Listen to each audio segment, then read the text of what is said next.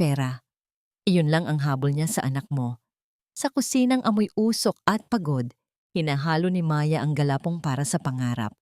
Ngunit ang boses sa telepono ni Marco ay parang bubog na sumugat sa kanyang pandinig. Itapon mo na ang basurang yan, utos ni Doña Eleonora. Binitiwan ni Maya ang sandok. Hindi ako basura, bulong ng kanyang durog na puso. Ngunit paano niya ipaglalaban ang sarili kung ang mismong pag-ibig niya ang kalaban? Marco, anak, kailan mo ba tatapusin ang pakikipaglaro sa basurang yan? Nakakasulasok na ang amoy ng kahirapan na idinidikit mo sa pangalan nating mga De La Vega. Ang boses na yon, matalas at puno ng panghahamak, ay nanggagaling sa kabilang linya ng teleponong naiwang bukas ni Marco sa ibabaw ng hapagkainan. Sa maliit at mausok na kusina ng kanilang barong-barong, napatigil si Maya sa kanyang ginagawa. Hawak niya ang isang pirasong luya. Ang huling barya sa kanyang pitaka ay ipinambili niya nito para lamang mapaginhawa ang pakiramdam ng kanyang may sakit na lola. Ang bawat hiwa niya sa luya ay tila pag-ukit ng pagmamahal sa mainit na arroz caldo na kanyang niluluto. Ngunit ang mga salitang naririnig niya ay tila mas matalas pa sa kutsilyong hawak niya. Hindi narinig ni Maya ang sagot ni Marco. Ang tanging nadama niya ay ang biglang panlalamig ng kanyang mga daliri hanggang sa mabitawan niya ang sandok. Ang pagtama ng bakal sa sahig ay lumikha ng isang tunog na hindi na umabot sa kanyang pandinig dahil sa lakas ng tibok ng kanyang puso na tila gustong kumawala sa kanyang dibdib. Nanigas siya sa kinatatayuan. Ang usok mula sa kaldero ay humahaplos sa kanyang mukha, ngunit wala siyang maramdamang init. Ang tila ba perpektong mundong binuo nila ni Marco sa loob ng 2 taon ay nagsisimulang gumuho sa isang iglap. Maya, nandyan ka na pala. Pumasok si Marco sa kusina. Suot ang kanyang mamahaling polo na tila isang banyaga sa loob ng barong-barong na yon. Ngumiti siya. Ang ngiting dati ay nagbibigay ng pag-asa kay Maya. Ngunit ngayon ay tila isang maskara na lamang ng pagkukunwari. Mabilis niyang kinuha ang kanyang telepono, hindi na mamalayang narinig ng babaeng mahal niya ang lahat ng lason na lumabas sa bibig ng kanyang ina. Marco, nandito pala ang mama mo. Mahina at nanginginig na saad ni Maya. Hindi pa nakakasagot si Marco nang marinig nila ang tunog ng gulong ng isang marangyang sasakyan na huminto sa harap ng kanilang bakuran. Ang alikabok na nilikha nito ay pumasok sa pagitan ng mga dingding na kawayan, tila pahiwatig ng darating na unos. Bumukas ang pinto ng sasakyan at lumabas ang isang babaeng ang tindig ay puno ng kapangyarihan at puot. Si Doña Eleonora de la Vega. Pumasok ang matanda sa loob ng maliit na bahay nang hindi nag-aabalang kumatok. Ang kanyang mamahaling sapatos ay tumatama sa sahig na gawa sa kawayan. Bawat hakbang ay tila isang insulto sa kanilang kahirapan. Tumingin siya sa paligid ng may pandidiri bago itinuon ang kanyang mapanuring mga mata kay Maya. So ito pala ang pinagkakaabalahan ng anak ko. Isang babaeng amoy usok at isang bahay na tila gigibain lang ng isang ihip ng hangin. Wika ni Eleonora habang inilalabas ang isang makapal na sobre mula sa kanyang mamahaling bag. Ito, kunin mo ito. 1,000,000. Sapat na siguro ito para pambili mo ng bagong buhay at gamot para sa naghihingalong mong lola. Ang kapalit? Huwag mo nang lalapitan o kakausapin ang anak ko. Huwag mo nang dungisan ang hinaharap niya. Inilapag niya ang sobre sa mesa sa tabi ng mangkok ng arroz caldo na niluto ni Maya nang may buong pag-asa. Ang puting papel ng sobre ay tila isang malaking sampal sa mukha ni Maya. Hindi po nabibili ang pagmamahal ko kay Marco, Doña Eleonora, sagot ni Maya. Pilit na pinatatatag ang kanyang boses kahit na ang kanyang buong katawan ay nanginginig na sa tindi ng insulto. Pagmamahal o desperasyon? Tumawa ng mapait ang matanda. Huwag kang magmalinis, Maya. Alam nating pareho na ginagamit mo lang ang anak ko para makaahon sa putik na kinalalagyan mo. Manang-mana ka sa mga magulang mong mangmang na mas piniling mamatay sa hirap kaysa tanggapin ang katotohanan. Namilog ang mga mata ni Maya. Ano pong alam niyo sa mga magulang ko? Hindi sumagot si Eleonora. Sa halip ay lumingon siya kay Marco na hanggang ngayon ay nakatayo lamang sa sulok, nakayuko at walang kibo. Marco, pumili ka. Ang babaeng ito at ang buhay na ganito? O ang pamilya mo at ang lahat ng pinaghirapan ko para sa'yo? Huwag mong kalimutan ang utang na loob mo sa akin, anak. Huwag mong itapon ang lahat para sa isang pulubi. Tumingin si Maya kay Marco, naghahanap ng kahit isang sulyap ng pagtatanggol, ng kahit isang salitang magsasabing, "Huwag kang mag-alala, Maya, nandito ako." Ngunit ang nakita niya ay ang takot sa mga mata ng lalaking pinagkatiwalaan niya ng kanyang puso. Nakita niya ang unti-unting pagbitaw ni Marco sa kanilang mga pangarap. "Patawad, Maya," bulong ni Marco, hindi makatingin ng direkta sa kanya. "Kailangan kong sumunod kay Mama." Iyon ang pangalawang sampal, ang mas masakit, ang mas malalimang sugat. Mas masakit pa sa mga salita ni Eleonora, ang pananahimik at pagsuko ni Marco. Nararamdaman ni Maya ang pag-akyat ng pait sa kanyang lalamunan. Ang bawat sakripisyo niya, ang bawat gabing hindi siya kumain, para lamang may maipakain kay Marco. Kapag bumibisita ito, ang lahat ng iyon ay tinalo lamang ng isang sobrang puno ng pera at ng takot sa isang makapangyarihang ina. Dahan-dahang kinuha ni Maya ang sobre at iniabot ito pabalik kay Eleonora. "Umalis na po kayo. Isama niyo na ang pera niyo at isama niyo na rin ang anak niyo. Hindi ko kailangan ng kayamanan niyo kung ang kapalit nito ay ang aking dangal." Lumabas si Eleonora nang may ngiti ng tagumpay. Alam niyang nakuha niya ang gusto niya. Sumunod si Marco. Ang kanyang mga hakbang ay mabigat at puno ng pagsisisi. Ngunit hindi siya lumingon. Naiwan si Maya sa gitna ng kanyang kusina. Mag-isa sa gitna ng katahimikan na tila sumasakal sa kanya. Lumapit siya sa kanyang lola na mahimbing na natutulog. Hindi namamalaya ng bagyong dumaan sa loob ng kanilang tahanan. Hinawakan ni Maya ang kulubot na kamay ng matanda. At doon, sa gitna ng dilim at amoy ng aros kaldo, na unti-unti nang lumalamig, ay bumuhos ang kanyang mga luha. Ang bawat patak ng luha ay tila isang sumpa ng katotohanan.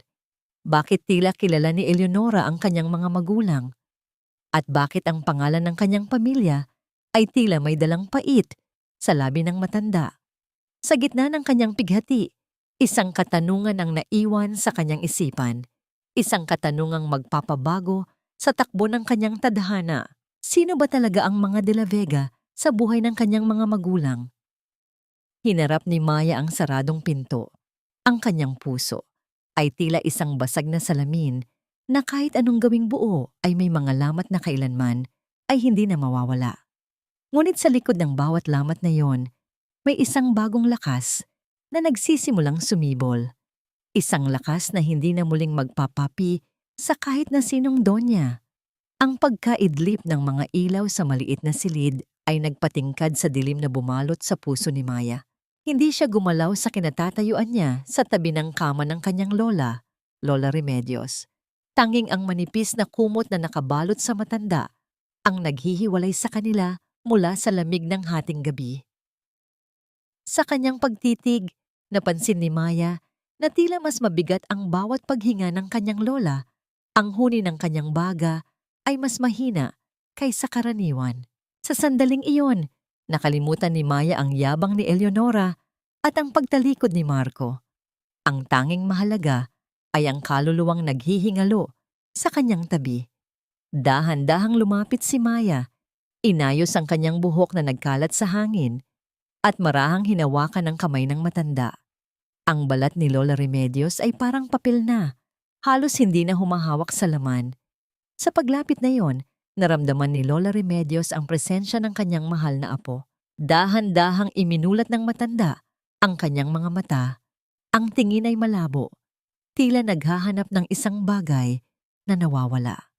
Maya, anak ko, ang boses ng lola ay tila isang bulong na dinadala ng hangin. Huwag kang malulungkot, iha. Ang buhay ay parang isda sa lambat. Kung hindi ngayon, bukas, makakalabas ka rin. Nanginig si Maya. Pinipigilan ang mga luhang nagbabadyang pumatak. Hindi niya kayang magpanggap na matatag sa harap ng taong nagbigay sa kanya ng lahat ng natitirang pagmamahal sa mundo. Lola, nandito lang po ako. Huwag po kayong mag-alala sa akin. Naramdaman ni Maya ang mahinang pagpisil ng lola sa kanyang kamay, isang kilos na nagpapakita ng lubos na pag-unawa. Sa pagpisil na yon, may isang salita na nakawala sa labi ng matanda. Hindi pa rin malinaw, ngunit may bahid ng sakit na hindi nauugnay kay Marco. Dante, patawad. Bago pa man makapagtanong si Maya kung sino ang Dante na yon, muling humupa ang sigla ni Lola Remedios at bumalik sa mahimbing na pagtulog o paghimbing na mas malalim pa. Iniwan si Maya na may humahabol na katanungan.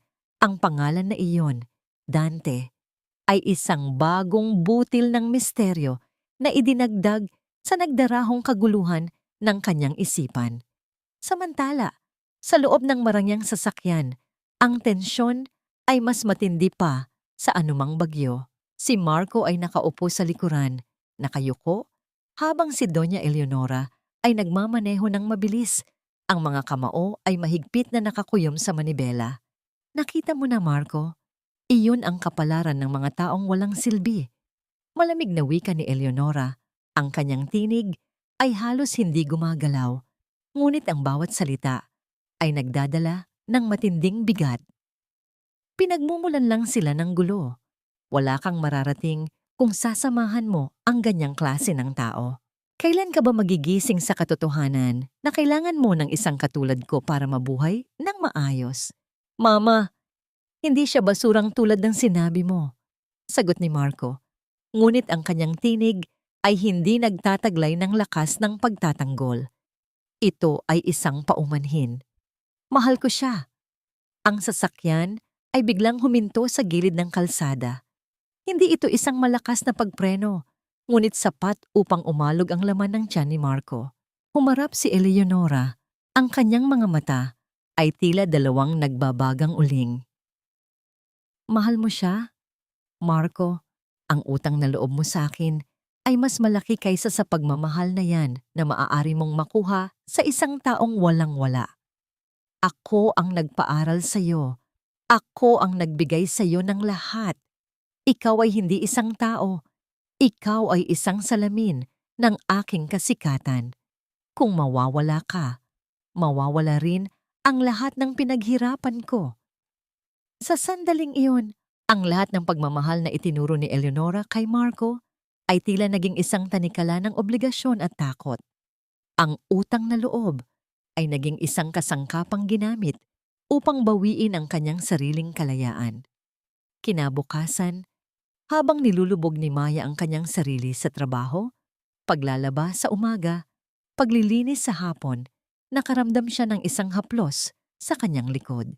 Si Aling Rosie, ang kanilang kapitbahay na may pagkatsismosa ngunit may pusong ginto, ay nakatayo doon, nag-aalala. Maya iha, hindi ka natulog, hindi ba? Wika ni Aling Rosie habang inilalabas ang isang maliit na sako ng bigas mula sa likuran niya. Kahit alam kong mali ang ginawa mo sa pagtanggi sa pera, saludo ako sa'yo. Walang pera sa mundo ang makakabili ng puri. Pero anak, hindi mabubuhay ang lola mo sa puri. Hinawakan ni Aling Rosie ang kamay ni Maya. Ang kanyang balat ay magaspang mula sa pagtatrabaho. Ang bigas, nauubos. Ang pag-alala ko para sa'yo, hindi. Kumain ka kahit konti lang. Niyakap ni Maya si Aling Rosie, ang pagod at sakit ay tila bahagyang nabawasan sa init ng yakap. Ang kabaitan ng matandang babae ay isang matalim na kaibahan sa kasamaan ni Eleonora. Ngunit sa pagyakap na yon, muling bumalik ang alaala ng pag-alis ni Marco. Nang bumitaw si Maya, ang kanyang determinasyon ay tumigas. Kailangan niyang malaman kung bakit tila may alam si Eleonora tungkol sa kanyang mga magulang. Aling Rosie, may naaalala po ba kayo sa pangalang Dante? O sa isang pangalan na Amalia? Kinunot ni Aling Rosie ang noo. Nag-isip ng malalim. Ang kanyang mga daliri ay hinahaplos ang kanyang baba. Dante, Amalia. Hindi ko sigurado, iha. Ngunit may isa akong naalala. Noong bata pa ako at nagtatrabaho bilang katuwang sa labas ng Maynila. May isang pamilya. Sila ay mayaman, napakayaman. Narinig ko ang pangalan ng asawa ay Amalia. Ang pangalan ng asawa ay Dante. Inilagay ni Aling Rosie ang isang maruming lumang singsing sa palad ni Maya. Nakatago ito sa luma kong alkansya. Hindi ko na sana ito guguluhin pa, ngunit pakiramdam ko, kailangan mo ito. Nakita ko ito sa mga gamit na itinapon ng mga taong galing sa bahay na yon noong nagsimula silang maging iba. Tinitigan ni Maya ang singsing. Ito ay isang simpleng pilak na singsing. May ukit ng isang maliit na ibon. Biglang narinig ang kalabog ng motor na huminto sa labas. Hindi ito ang marangyang sasakyan ni Eleonora, kundi ang luma at maingay na motorsiklo ni Marco. Bumalik si Maya sa kanyang sarili. Ang kanyang puso ay muling bumilis sa pag-asa at pagkabahala. Hindi siya nagpanggap na wala siyang nararamdaman. Tumayo siya, ang bagong lakas mula sa pag-asa. At ang lumang kirot mula sa pagtataksil ay naghahalo sa kanyang dibdib. Maya, buksan mo ang pinto. Tawag ni Marco mula sa labas. Ang kanyang tinig ay payapa, ngunit may bahid ng pagkadesperado. Tumayo si Maya sa tapat ng pinto. Ang singsing ni Aling Rosie ay nakakuyom sa kanyang kaliwang kamay. Hindi niya ito bubuksan. Hindi pa. Marco, ang tinig niya ay malamig. Isang hamon na hindi pa niya kailanman narinig sa kanyang sarili. Kung mahal mo talaga ako, kung hindi mo ako ginagamit tulad ng sinabi ng mama mo, alamin mo muna kung sino ka nang wala siya. Alamin mo muna kung sino ang tatay ko at bakit ayaw niyang isama ang pangalan niya sa pangalan mo. Sa labas, ang ingay ng motor ni Marco ay biglang tumahimik. Ang tanging naririnig ay ang hangin na humahaplos sa mga dahon ng puno sa labas. Maya, sige na, pakiusap ni Marco. Ang kanyang tinig ay mas malapit na ngayon. Halos na sa harapan na ng pinto. Hayaan mong ipaliwanag ko. Hindi na kailangan ng paliwanag, Marco. Sagot ni Maya. Kailangan ko ng katotohanan. At sa ngayon, mas importante ang katahimikan ng aking lola kaysa sa mga salita mo. Naramdaman ni Maya ang hininga ni Marco na humihinga ng malalim sa tapat ng pinto. Pagkatapos ng mahabang sandali, isang huling salita ang narinig niya bago siya tuluyang umalis. At ang tunog ng motorsiklo ay nagbigay daan sa katahimikan. Patawad, Maya. Gagawin ko ang lahat para mapatunayan ko na nagkamali ka. Isinandal ni Maya ang kanyang noo sa malamig na kahoy ng pinto. Ang pangako ni Marco ay hindi nagdala ng ginhawa, kundi dagdag na pasanin.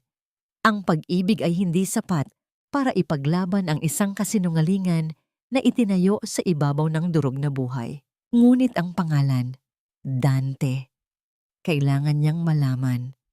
Ang bawat paghinga ni Lola Remedios ay tila isang paalala na ang oras ay hindi naghihintay. Sa tabi ng kanyang kama, nakaupo si Maya.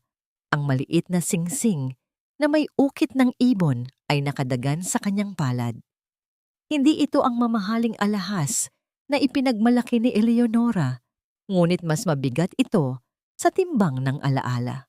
Ang hindi niya maintindihan ay bakit ang pagbanggit sa pangalang Dante ay nagdadala ng takot sa bibig ng kanyang lola at bakit nagbigay ng kakaibang reaksyon si Aling Rosie sa mga larawan. Lola, sino po si Dante? Tanong ni Maya habang pinupunasan ang pawis sa noo ng matanda. Bakit po niyo binanggit ang pangalan niya bago kayo natulog? Ngunit ang lola ay wala nang malay tao. Ang mga salita ay tila nalunod sa malalim na karagatan ng kanyang sakit. Pinilit ni Maya na ipagsama ang mga pira-pirasong alaala. Ang buhay na tila payak na paghihirap ay biglang naging isang komplikadong palaisipan na may mga anino ng kasamaan. Kung ang kanilang pamilya ay mahirap, bakit may litrato sila sa isang malaking bahay? Bakit tila nakilala ni Eleonora ang kanyang mga magulang? Dahil sa pagkaapurahan na huminga, nagpasya si Maya na magsimula sa tanging bagay na mayroon siyang koneksyon, ang lumang larawan. Nang umaga, matapos ayusin ang ilang gamit sa bahay, nakita niya ang isang lumang baul na bakal sa ilalim ng kanilang kama. Ito ay ang baul na matagal nang hindi binubuksan dahil sa matinding kalawang. Sa tulong ng isang lumang patalim, nagsimulang kumaskas si Maya sa kandado. Ang bawat tunog ng pagkapunit ng metal ay tila sumisigaw sa katahimikan ng umaga. Nang mabuksan, bumungad sa kanya ang matamis, ngunit malungkot na amoy ng mga lumang papel at bulaklak. Sa loob ay may mga damit na hindi nakasya at sa ilalim nito, isang tumpok ng mga liham at ang larawang binanggit ni Aling Rosie. Ang litrato. Sa larawan nakatayo ang kanyang mga magulang, si Amalia at Dante, sa harap ng isang malaking mansyon. Ang mga ngiti nila ay umaapaw sa kasiyahan. Sa tabi ng pintuan, nakasulat ang nakaukit na pangalan sa marmol, Villa Amalia. Napakaganda ng bahay, napakalinis, at ang kanyang mga magulang ay nakasuot ng damit na nagpapahiwatig ng kaginhawaan, hindi ng kapintasan. Villa Amalia, bulong ni Maya. Ang simula ng lahat. Sa likod ng larawan, may sulat kamay na nakasulat sa tinta na bahagyang kumupas. Sa ating bagong tahanan, kung saan magtatayo tayo ng mundo na puno ng pag-ibig. Ito ang unang pagkakataon na nakita niya ang kanyang ama, si Dante, sa isang sitwasyon na hindi siya nakikita ng mundo. May pag-aari, may karangalan. Sa ilalim ng litrato, may nakita siyang mga sobre. Ito ay mga liham na nakasulat sa papel na may letra na halos kapareho ng nakaukit sa larawan. Nagsimulang basahin ni Maya ang pinakahuling liham. Ang kanyang mga mata ay lumalaki sa bawat taludtod. Amalia ko, hindi ko na alam kung paano tayo makakalabas dito. Ang mga utang ay lumalaki at ang mga salitang binitiwan ng matalik nating kaibigan ay nagiging mga tanikala. Alam niyang gumuho tayo. Alam niyang mas madaling kunin ang lahat kaysa tulungan tayong tumayo. Kung hindi ko maibabalik ang pangalan mo, Amalia, pangakuan mo ako na ililigtas mo ang ating anak. Hanapin mo si Dante. Baka matulungan ka niya sa probinsya. Napatigil si Maya. Ang liham ay napunit sa kalagitnaan. Hindi ito nagmula sa kanyang ama, kundi sa kanyang ina, si Amalia. Ang liham ay nagpapahiwatig na may Dante na ibang tao na dapat niyang hanapin. Isang Dante na tila isang tagapagligtas. Ngunit kung ang nagpadala ay ang kanyang ina, sino ang sumulat ng nakaukit sa larawan? Nang biglang, isang kakaibang ingay ang pumutol sa kanyang pag-iisip. Hindi ito ang tunog ng sasakyan o ng tao. Ito ay ang mahinang tunog ng isang bagay na bumagsak sa gilid ng kalsada, malapit sa kanilang maliit na bakuran, kung saan nakatambak ang mga lumang gulong at kahoy. Kinuha ni Maya ang lumang flashlight at lumabas. Ang hangin sa umaga ay malamig, nagdadala ng halong amoy ng dagat at ng basang lupa. Sa tabi ng tambakan, may nakalatag na isang pitaka. Dinampot niya ito. Ito ay mamahalin, gawa sa itim na katad. Nang buksan niya, laking gulat niya nang makita ang driver's license, larawan ni Marco de la Vega. Napatigil ang paghinga ni Maya. Hindi ito simpleng pagkawala. Ito ay intensyon. Tila iniwan ito ni Marco doon. Ngunit bakit? Upang magbigay ng senyales? O upang iparamdam na kahit na siya ay umalis, may bahagi pa rin siya na nananatili sa tabi niya? Sa loob ng pitaka, mayroon ding isang maliit na sobre na nakatago. Hindi ito tungkol sa pera. Ito ay isang simpleng piraso ng papel na may nakasulat na isang salita. Batangas. Ito ba ang tugon sa kanyang tanong? Ito ba ang pag-amin ni Marcos sa kanyang pag-iral? O isang desperadong paraan upang ituro sa kanya ang susunod na hakbang? Napakaliit na butas lamang ito sa pader ng kasinungalingan na kinakaharap ni Maya. Ngunit ito ang tanging butas na alam niya. Sa sandaling iyon, nagpasya si Maya. Hindi na niya hahayaang lamunin siya ng kawalan ng pag-asa. Kailangan niyang malaman ang buong kwento, ang tungkol kina Dante, Amalia, Eleonora at ang Villa Amalia. Sa pagpindot niya sa lock ng cellphone, ang unang pangalan na hinanap niya ay isang lugar, Batangas. Sa isang iglap, nawala ang alikabok sa kanyang paningin at ang tanging nakikita niya ay ang daan patungo sa probinsya kung saan nakatago ang pangalan ng kanyang ama. Ang araw ay nagbibigay ng init, ngunit ang lamig sa puso ni Maya ay hindi natitinag. Sa pagsakay niya sa bus patungo sa Batangas, ang bawat pag-alon ng daan ay tila dagdag na suntok sa kanyang nagkukumaw na damdamin. Ang tanawin sa labas ng bintana, luntiang bukirin, kalapit na kabahayan, kalawakan ng dagat, ay tila mga anino lamang sa kanyang pag-iisip. Ang katanungan, kung saan naroon si Dante, kung paano siya haharapin, kung ano ang katotohanan na dapat niyang matuklasan, ay nagpalipat-lipat sa kanyang isipan. Nang dumating siya sa Batangas, kaagad niyang hinanap ang address na ibinigay ni Marcos sa pitaka. Ito ay isang maliit na baryo sa tabi ng dagat, malayo sa mga ingay ng syudad. Sa kanyang paglalakad, nakita niya ang isang bahay na tila lumutang sa gilid ng bundok. Sa pagitan ng mga halaman, may isang palatandaan na may mga pangalan, ngunit ang pangalang Dante ay hindi naroon. Pinilit niyang hanapin ang bahay at nang malapit na siya, nakita niya ang pintuan ng maliit na bahay, tila nagtatago sa ilalim ng mga anino ng mga puno ng niyog. Kumatok si Maya. Walang sumagot. Sinubukan niya muli at sa wakas, isang lalaking may mahabang buhok at maputlang mukha ang lumabas. Nang makita ni Maya ang lalaki, ang kanyang puso ay tumigil. Ito ang taong nasa larawan na nagpapakita ng ligaya kasama ng kanyang ina, si Amalia. "Kayo po ba si Dante?" tanong ni Maya. Sa unang tingin, hindi siya nakilala. "Sino ka? Anong kailangan mo?" "Ako po si Maya. Anak po ako ni Amalia," sagot ni Maya. Ang kanyang tinig ay nanginginig. Ang mga mata ng lalaki ay kumislap sa gulat. Pagkatapos ay naging walang laman. "Amalia? Wala akong kilalang Amalia. Mali ang taong niyong hinahanap." Pinilit ni Maya na makumbinsi ang lalaki.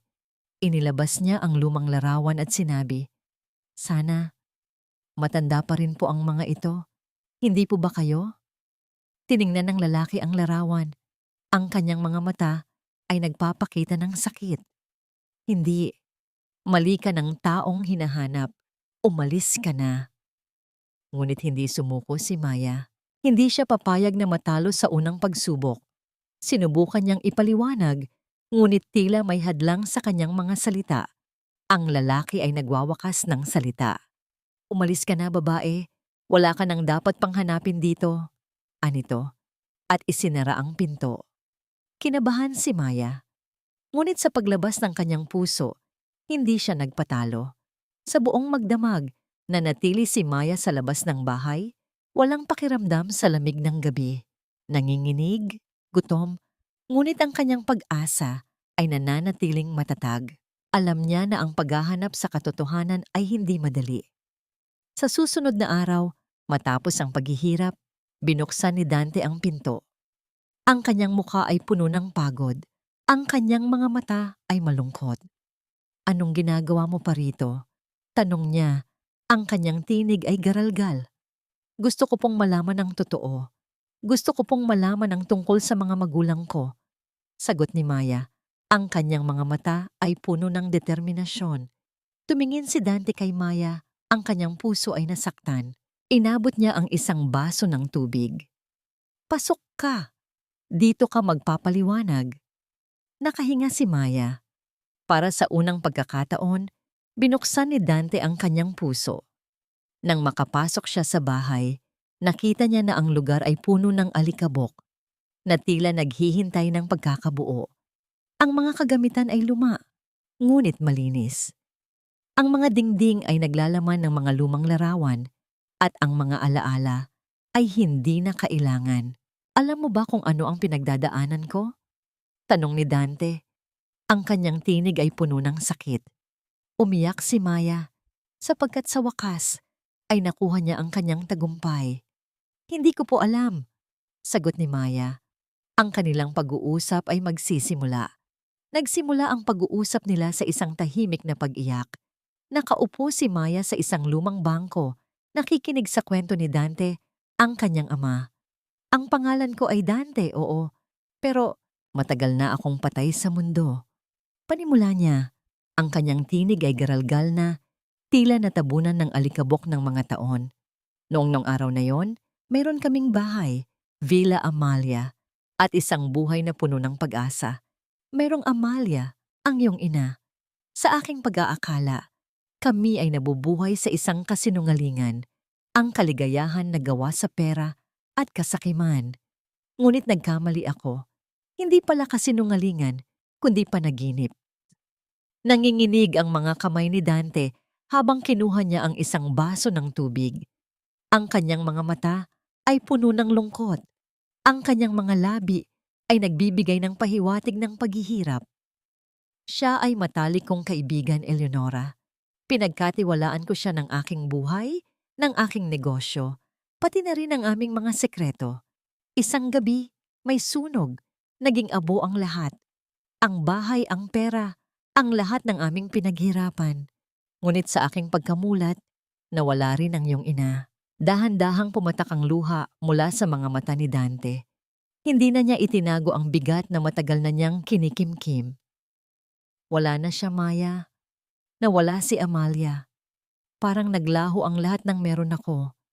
Akala ko, wala na ring natitirang dahilan para magpatuloy. Kaya pinili kong umiwas, magtago. At sa paglayo ko, tuluyan na rin kitang nawala. Sa loob ng bahay na yon, bumalot ang katahimikan.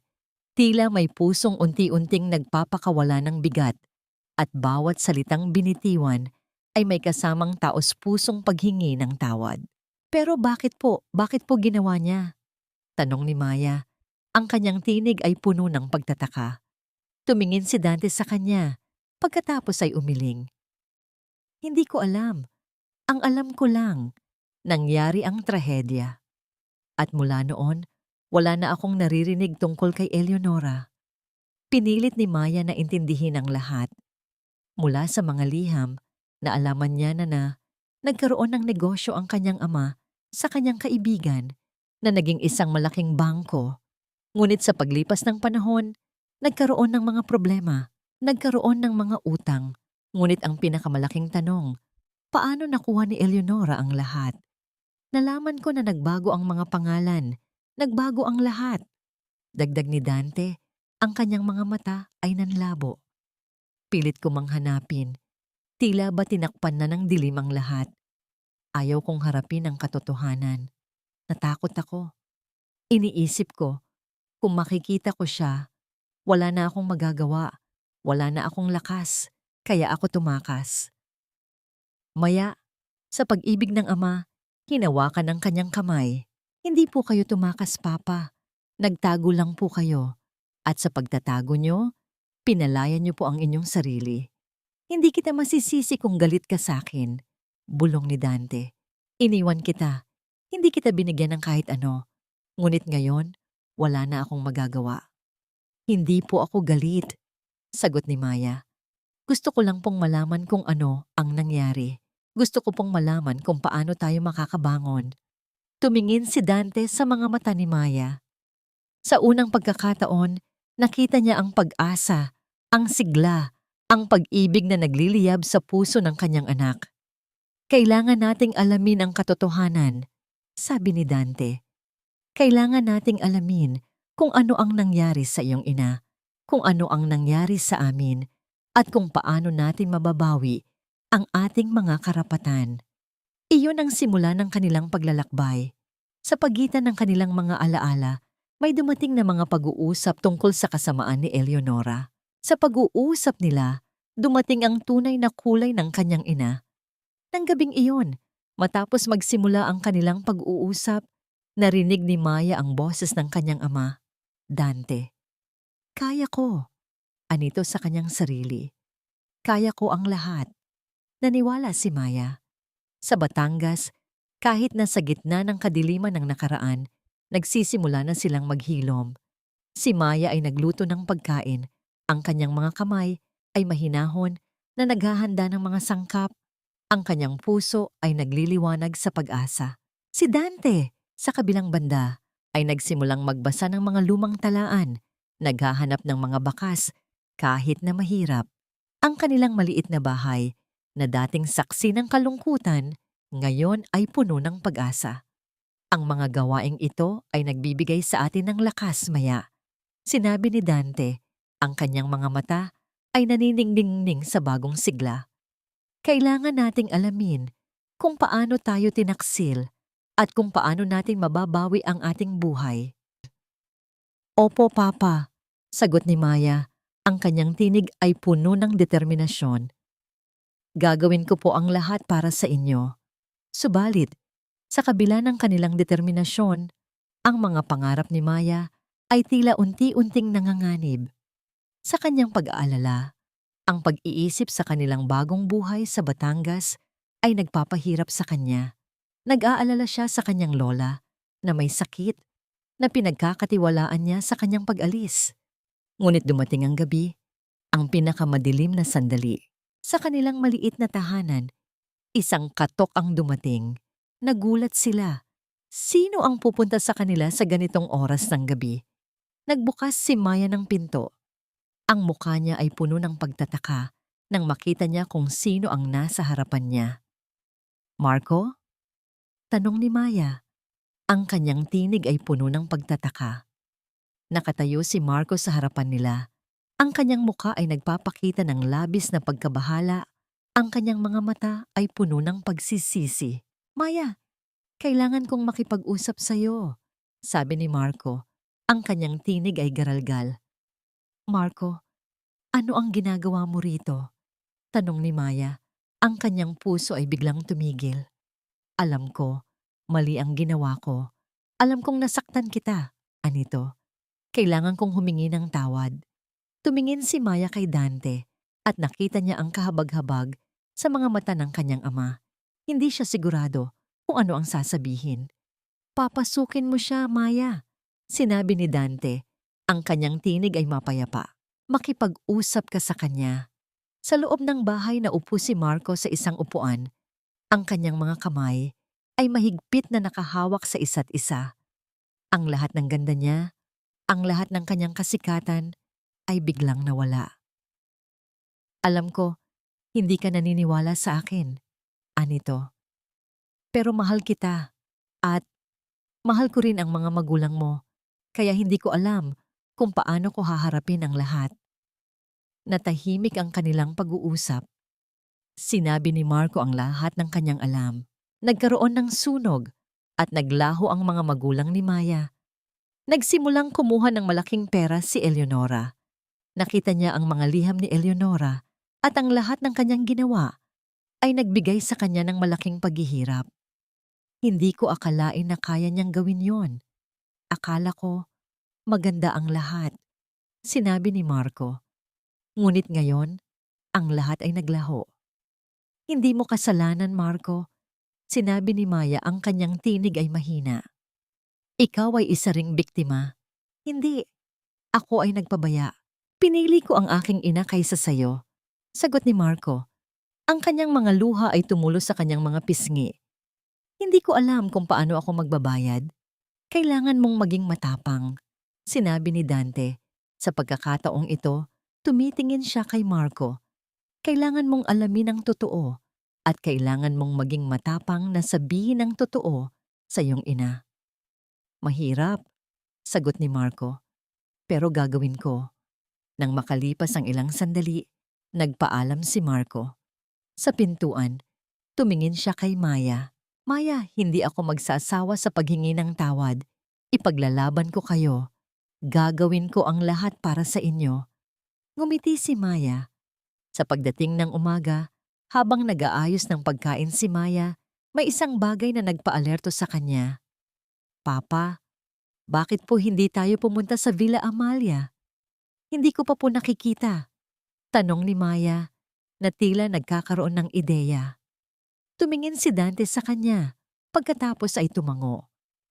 Oo, kailangan nating puntahan iyon at kailangan nating harapin ang katotohanan.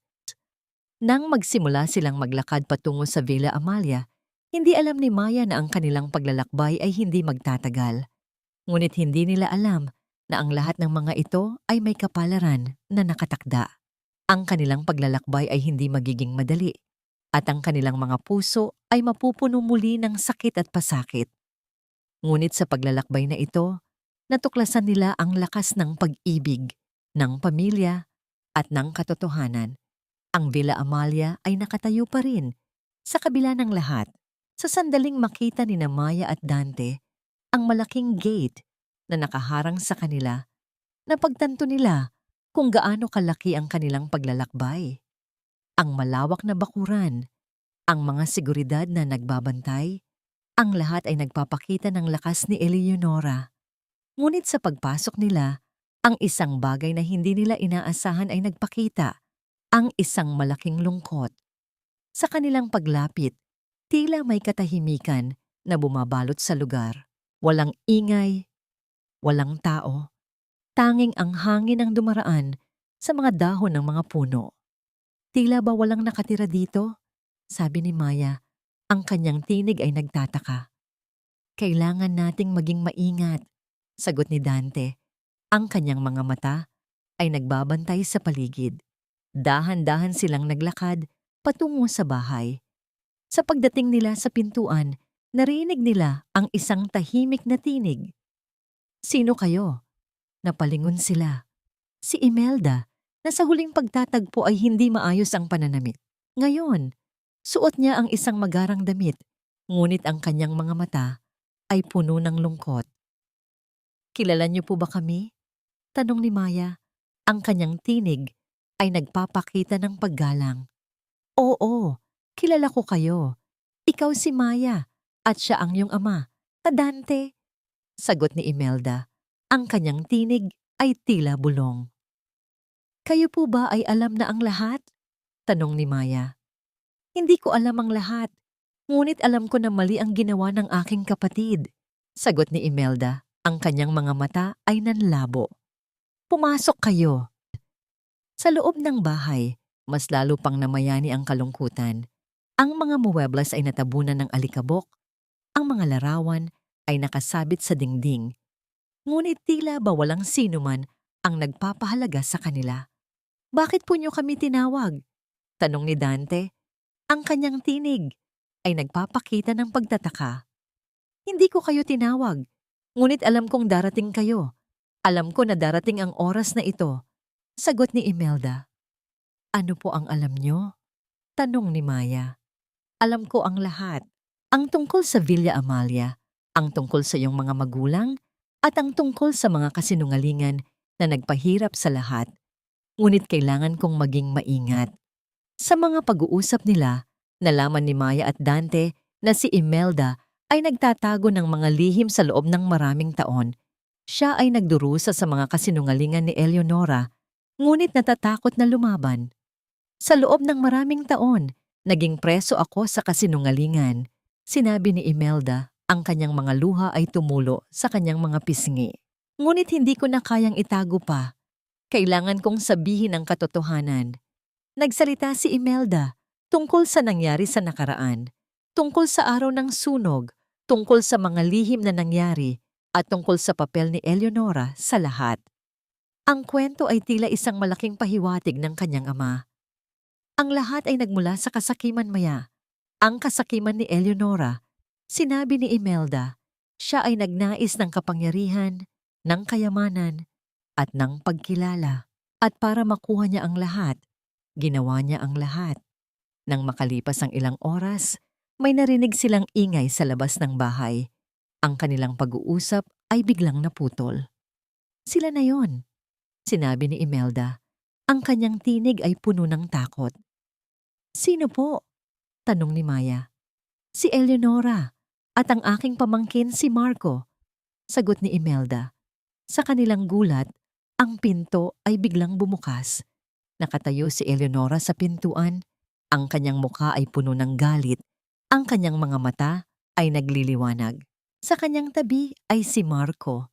Ang kanyang mukha ay puno ng pagsisisi. Anong ginagawa niyo rito? Tanong ni Eleonora. Ang kanyang tinig ay nagpapakita ng galit. Kailangan mong malaman ang katotohanan, sinabi ni Marco. Ang kanilang pag-uusap ay magsisimula. Ang mga mata ni Eleonora ay nagnininga sa galit. Anong katotohanan ang sinasabi mo, Marco? Hindi ka dapat narito, sabi niya. Ang kanyang tinig ay tumutunog sa buong silid. Ngunit si Marco, sa pagkakataong ito, ay hindi na natatakot. Ang kanyang mga mata ay nananatiling nakatuon kay Eleonora. Ang katotohanan na ikaw ang sumira sa buhay ng mga taong ito, sagot ni Marco. Ang kanyang tinig ay matatag. Itinuro niya si Maya at Dante. Nagulat si Eleonora. Marco, anong ibig mong sabihin? Ang ibig kong sabihin, ikaw ang nagpagulo sa lahat, sinabi ni Marco. Ikaw ang nagpabagsak sa mga magulang ni Maya. Ikaw ang naging sanhi ng lahat ng paghihirap na kanilang dinaranas. Ang mga salita ni Marco ay tila mga dagok sa mukha ni Eleonora. Hindi niya inaasahan na haharapin siya ng kanyang anak. Sinungaling ka, Marco. Wala kang alam, sigaw ni Eleonora. Ngunit ang kanyang tinig ay tila nagkakaroon ng kawalan ng katiyakan. Hindi ako nagsisinungaling, Mama, sinabi ni Marco. At sa unang pagkakataon sa kanyang buhay, lumakad siya ng may lakas, nang walang pag-aalinlangan. Narinig ko ang lahat. Narinig ko ang iyong mga plano. Nakita ko ang mga liham. Alam ko ang katotohanan. Tumingin si Eleonora kay Imelda, naghahanap ng tulong. Ngunit si Imelda, sa pagkakataong ito, ay hindi nagbigay ng anumang ekspresyon. Ikaw ang may kasalanan sa lahat, sinabi ni Imelda. Ang kanyang tinig ay mahina, ngunit matigas. Ikaw ang sumira sa mga buhay ng mga taong ito.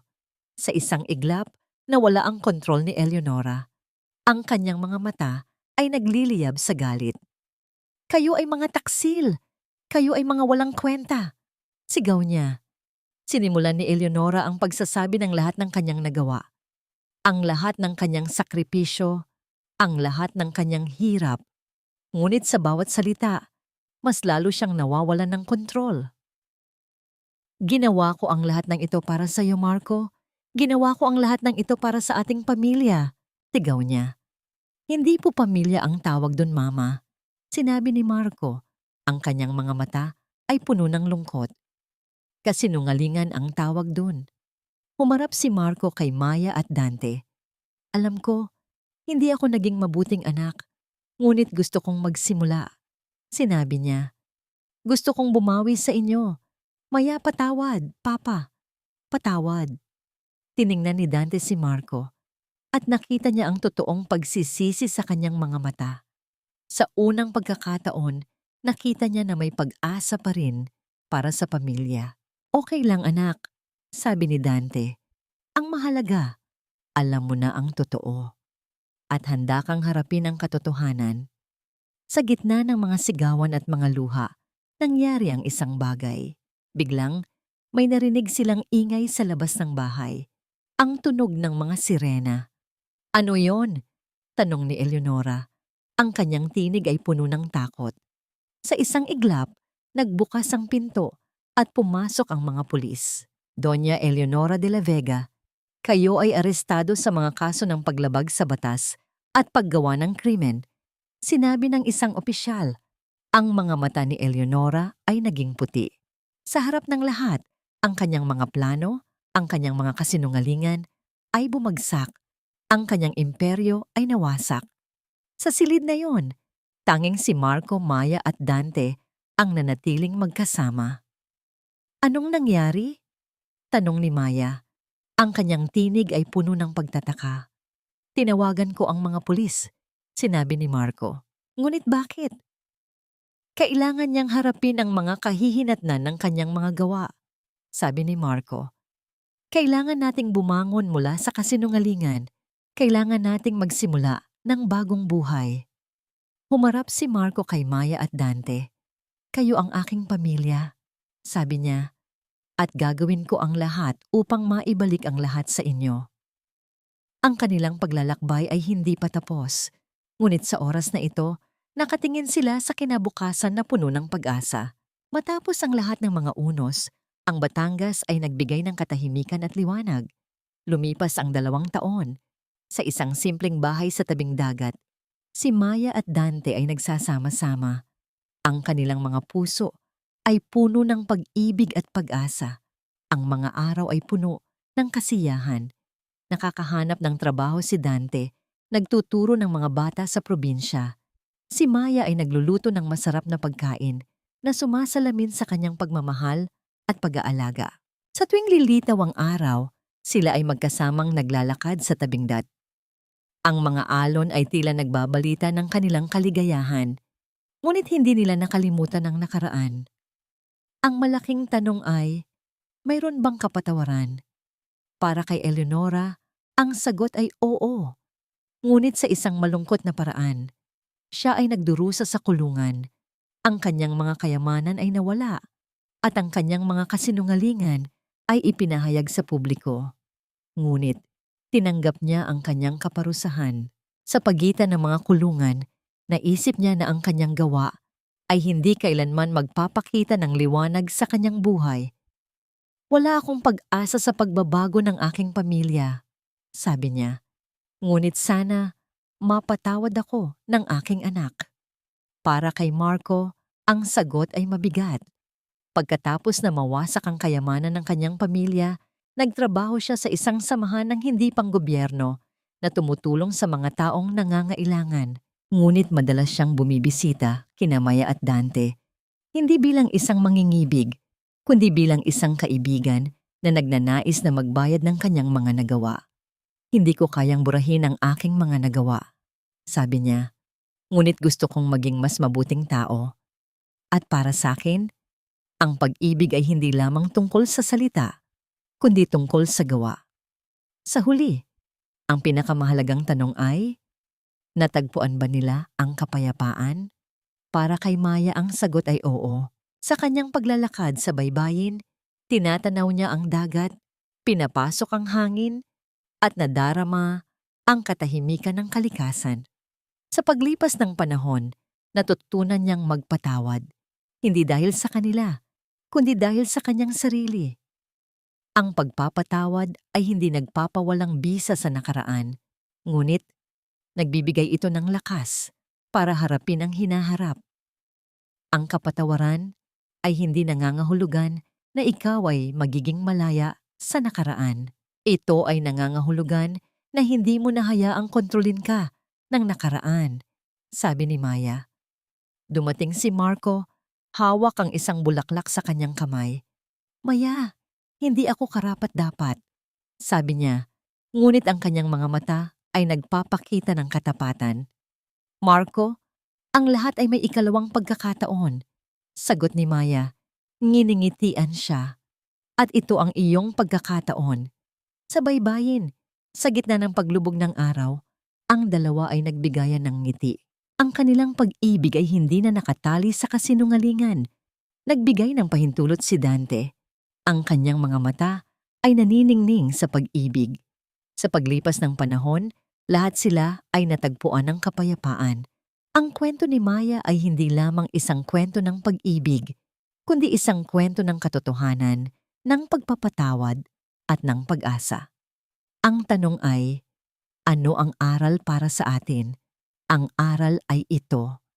Ang totoong diwa ng buhay ay hindi sa kayamanan o kapangyarihan. Ito ay sa pagmamahal, sa pagpapatawad, at sa katapangan na harapin ang katotohanan. Ang diwa ay ang lahat, at sa paglalakad sa buong daigdig. At ang bawat isa sa atin ay may pagkakataon para sa ikalawang pagkakataon. at kapayapaan. Sa lahat ng pag-asa, tayo'y maglalakad.